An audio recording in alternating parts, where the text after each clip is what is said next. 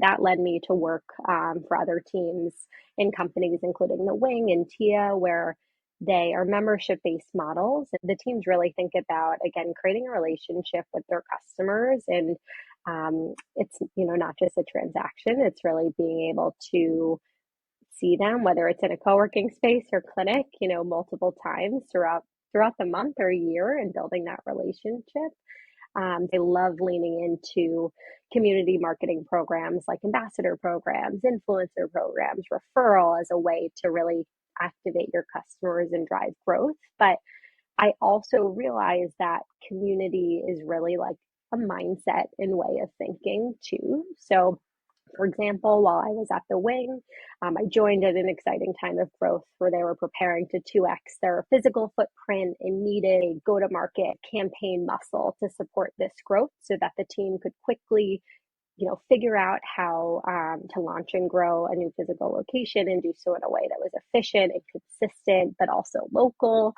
And in doing that, really tried to infuse this kind of community approach into that work. And that, just to give you some examples of what community could look like beyond the traditional ambassador program, that could be leading into member customer stories and incorporating that community storytelling into your marketing assets. It could be hosting and prioritizing in-person or digital events as a way to get your community together to talk about a product or topic that maybe is aligns with your product or experience. It could be like highlighting customer reviews, surprise and delighting customers who have been waiting for this thing for so long.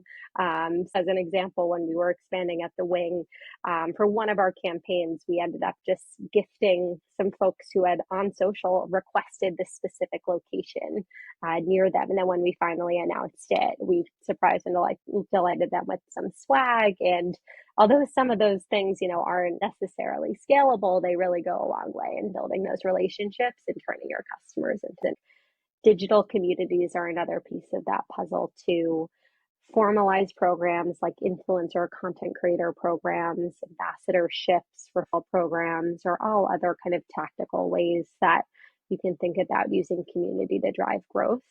But I also think if, say, you don't have the budget or have not yet made that use case internally of we want community or we want to invest in community, I would start small. That could be like I had shared earlier, picking up the phone and talking to your customers and getting feedback on how their experience has been going and what they're looking for. Could be putting out a poll on your Instagram story and, asking to co-create or get feedback from customers in more consistent ways. And it doesn't always have to be a formal survey. It could be something like a poll or call to action or call for feedback on some sort of social post. It could be, and I had mentioned this, highlighting customers into an upcoming campaign, maybe co-creating a campaign with them or highlighting member stories. So there are ways to test into community in smaller, low budget, scrappy ways.